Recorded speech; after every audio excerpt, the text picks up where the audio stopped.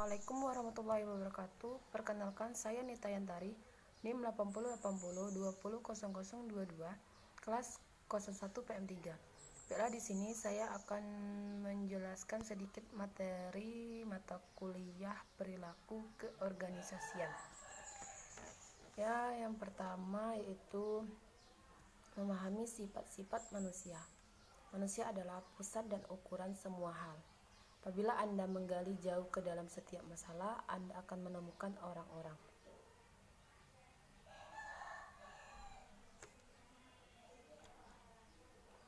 Selanjutnya, introduction. Organisasi adalah sistem sosial di samping sistem teknis ekonomis. Perilaku organisasi adalah telaah dan penyerapan pengetahuan tentang bagaimana orang bertindak di dalam organisasi.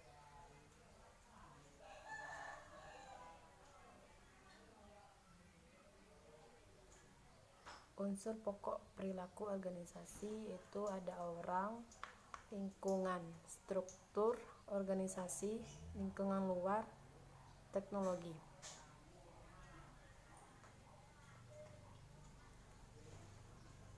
Unsur perilaku organisasi orang yaitu orang-orang membentuk sistem sosial internal organisasi terdiri dari orang-orang dan kelompok. Kelompok besar menjadi kecil, kelompok formal menjadi informal. Kelompok bersifat dinamis, terbentuk jadi berubah menjadi bercerai-berai. Orang dalam organisasi makhluk hidup yang berjiwa, berpikiran dan berperasaan. Organisasi dibentuk untuk melayani manusia, bukan sebaliknya orang hidup untuk melayani organisasi.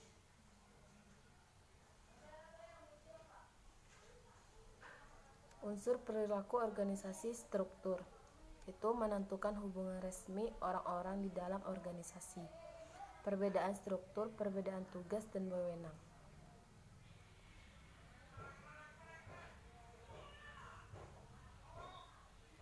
Selanjutnya, konsep dasar.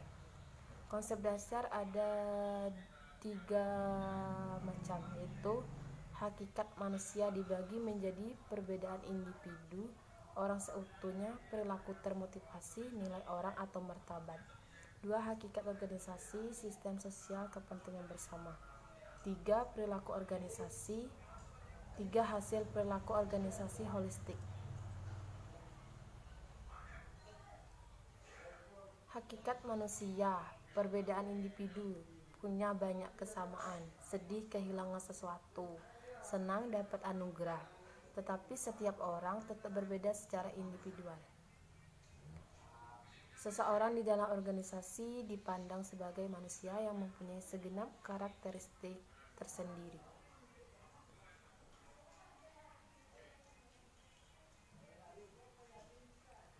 Hakikat manusia orang seutuhnya. Yang pertama, pandang manusia secara utuh, tidak hanya penampilan fisik tapi juga psikososial. 2. Taraf kemampuan seseorang tak dapat dipisahkan dari latar belakang dan pengetahuannya. 3. Kehidupan di rumah tak dapat dipisahkan seluruhnya dari kehidupan tempat kerja. 4. Kondisi emosional tak dapat dipisahkan dari kondisi fisik. Misal kerja lembur dengan bayaran mahal dapat dikalahkan oleh kepentingan keluarga.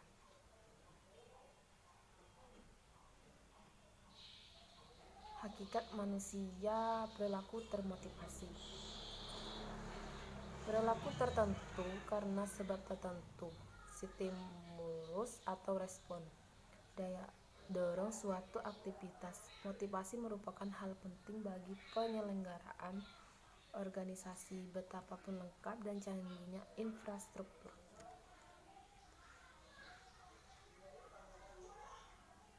Hakikat manusia, nilai orang atau martabat manusia. Yang pertama, orang-orang perlu dibedakan dari faktor produk lainnya, karena derajatnya lebih tinggi dari semua hal di alam semesta. 2. Anggota organisasi ini selalu dihormati sesuai dengan harkat dan martabatnya sebagai manusia. 3. Menolak pendekatan tradisional bahwa manusia sebagai alat produksi.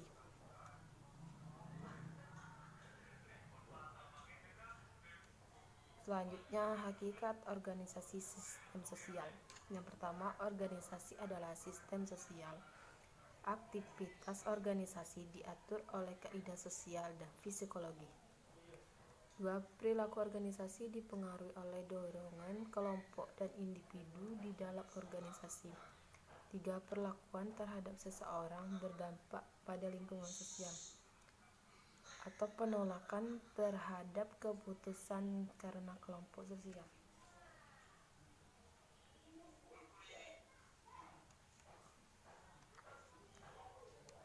Selanjutnya, hakikat organisasi kepentingan bersama.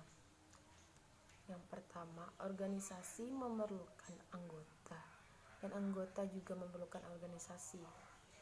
Yang kedua, organisasi dibentuk atas dasar kebersamaan kepentingan para anggota. Yang ketiga, anggota memandang organisasi sebagai sarana untuk mencapai tujuannya, sedangkan organisasi membutuhkan anggota untuk pencapaian tujuan organisasi.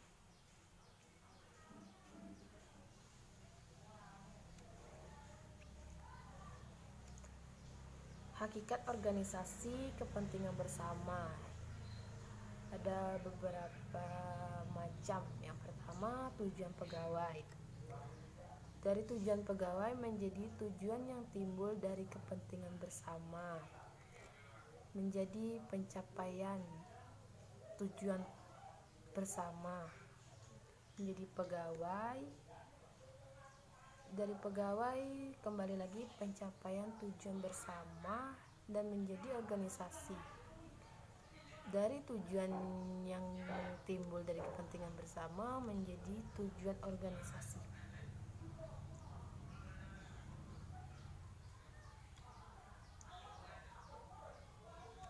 Peran perilaku organisasi juga memiliki beberapa macam. Yang pertama, sistem administrasi. Menjadi perilaku organisasi, menjadi hubungan orang dengan organisasi lebih baik. Ada tujuan individu, tujuan organisasi, dan tujuan masyarakat.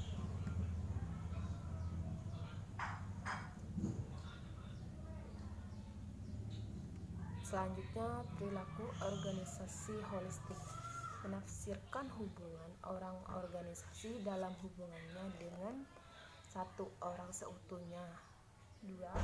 Kelompok seutuhnya, 3. Organisasi seutuhnya, 4. Sistem sosial secara keseluruhan.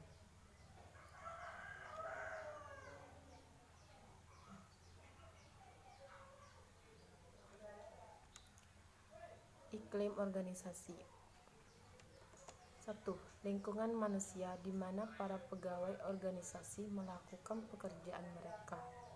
2. Bisa mengacu lingkungan suatu departemen, unit, cabang, atau organisasi secara keseluruhan. 3. Organisasi cenderung menarik dan mempertahankan orang-orang yang sesuai dengan iklimnya.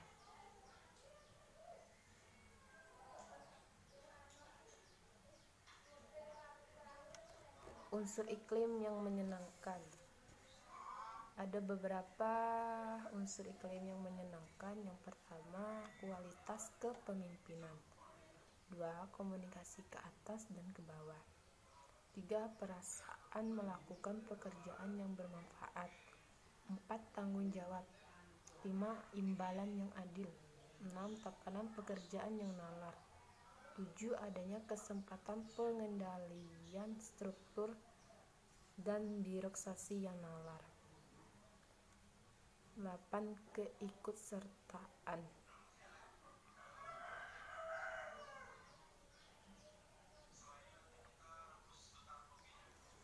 Selanjutnya, pendekatan perilaku organisasi.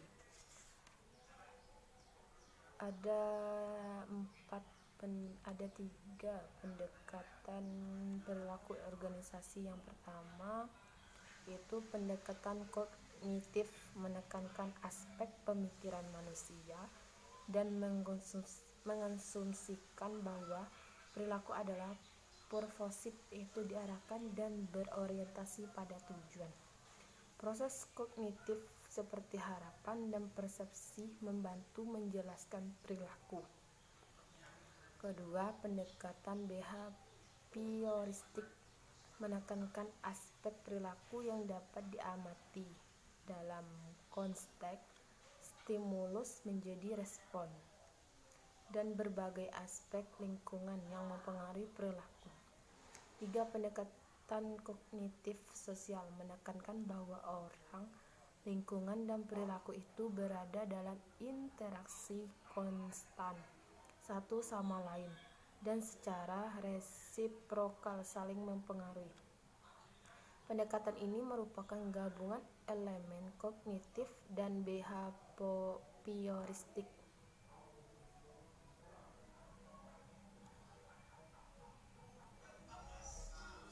Inti dari pendekatan. 1.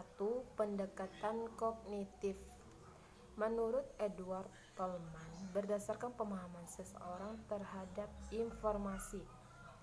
Kedua, pendekatan behavioristik menurut E.P. Pavlov dan J.B. Watson, berdasarkan respons yang muncul apabila diberi stimulus tertentu. Yang ketiga, pendekatan social learning menurut A. Bandura, berdasarkan penggabungan pendekatan kognitif dan behavioristik.